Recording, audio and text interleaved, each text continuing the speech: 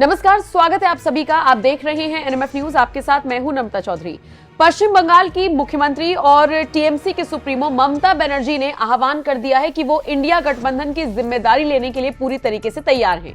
उन्होंने ये भी कहा कि वो बंगाल से बाहर भी नहीं जाएंगी और यहां पर रहकर ही इंडिया गठबंधन को पूरी तरीके से संभाल सकती हैं, यानी कि उनको अब कमान चाहिए पूरे इस गठबंधन को लेकर, क्योंकि वो ये मानती हैं कि इस गठबंधन को उन्होंने ही खड़ा किया है। वो अलग बात है कि नीतीश कुमार भी इसके सूत्रधार कहे जाते थे, लालू यादव को लेकर भी अब बातें कही जा रही हैं कि नहीं नहीं, इंडिया गठबंधन को खड़ा करने में तो उनकी भूमिका रही है। लेकिन ममता बनर्जी जो कि टीएमसी के सुप्रीमो हैं, क्या वो इंडिया गठबंधन की कमान अगर अपने हाथ में लेती हैं तो सही से इसको चला पाएंगी? ये सवाल उठ ही रहा था कि अचानक उद्धव ठाकरे ने समर्थन कर दिया है ममता बनर्जी के इस फैसले का।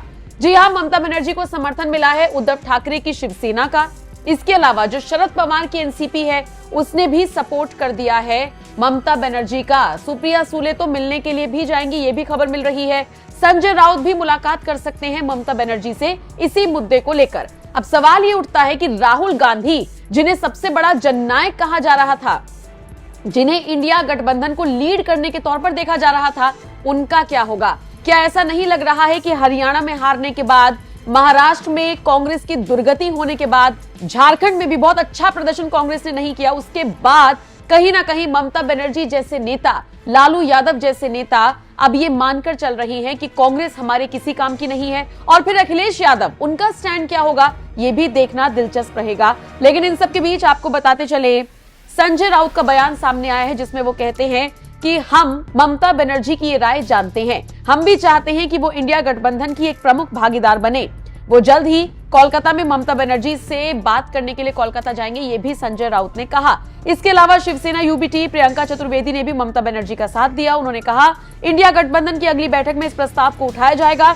ममता बनर्जी ने पश्चिम बंगाल में एक सफल मॉडल पेश किया है जहां उन्होंने बीजेपी को सत्ता से दूर रखा। उन्होंने अच्छी कल्याणकारी योजनाएं भी लागू की हैं। इसके अलावा शरद पवार गुट की नेता सुप्रिया सुले ने भी ममता बनर्जी पर बयान दिया है जिसमें उन्होंने कहा है कि लोकतंत्र को बचाने के लिए एक सक्षम विपक्षी दल होना चाहिए। अगर दीदी आगे आती हैं तो उनका स्वागत है।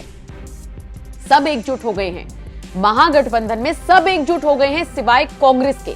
और कांग्रेस को इस फैसले से इतनी आपत्ति है कि कांग्रेस ने टीएमसी पर सवाल उठा दिए। कहा कि आप तो क्षेत्रीय पार्टी हैं, आपकी भूमिका क्या है, इसको लेकर सवाल खड़े किए हैं कांग्रेस ने। कांग्रेस नेता उदित राज ने पूछा है कि जब पश्चिम बंगाल में टीएमसी जीती तो उन्होंने पूरे देश में अपना प्रचार प्रसार किया, लेकिन वो कामयाब नहीं हो पाई।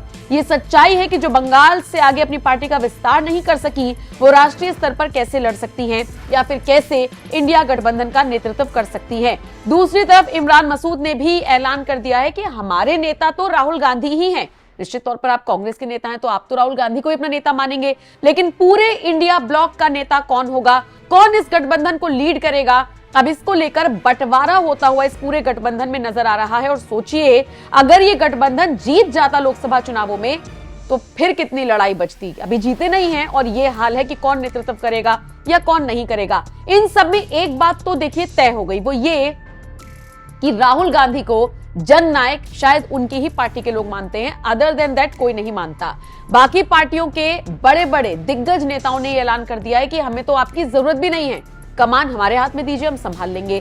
ममता बनर्जी इंडिया गठबंधन को लीड करना चाह रही हैं और उनको समर्थन मिल रहा है उद्धव ठाकरे का, उनको समर्थन मिल रहा है शरद पवार का, जो ये बताने के लिए काफी है कि राहुल गांधी की जो जननायक वाली इमेज बनाई गई थी 53 से 99 सीटें आने के बाद, वो सारी अब धूमिल हो गई है। और यकीन मानिए, खतरे में पड़ता जा रहा है कांग्रेस नेता राहुल गांधी का राजनीतिक करियर। हालांकि प्रियंका गांधी अब लोकसभा में आ गई हैं तो मजबूती कांग्रेस को मिलने की उम्मीद है, लेकिन वो किस तरीके से अपने मुद्दे रखेंगी, फिलहाल ये देखना दिलचस्प रहेगा। बहरहाल उद्धव ठाकरे हो, संजय राउत हो, सुप्रिया सुले हो, प्रियंका चतुर्वेदी हो, बड़े बड़े नेता खुलकर खुले मंच से कह रहे हैं कि हम ममता के साथ हैं, यानी राहुल गांधी के अगेंस्ट में हुंकार भर रहे हैं ये नेता। तो आपको क्या लगता है, महागठबंधन की कमान अगर ममता बनर्जी के हाथ में आती है तो वो इस गठबंधन को चला पाएंगी या फिर नहीं? और फिर राहुल गांधी का क्या होगा? कमेंट सेक्शन में आप अपनी राय हमें जरूर दीजिए।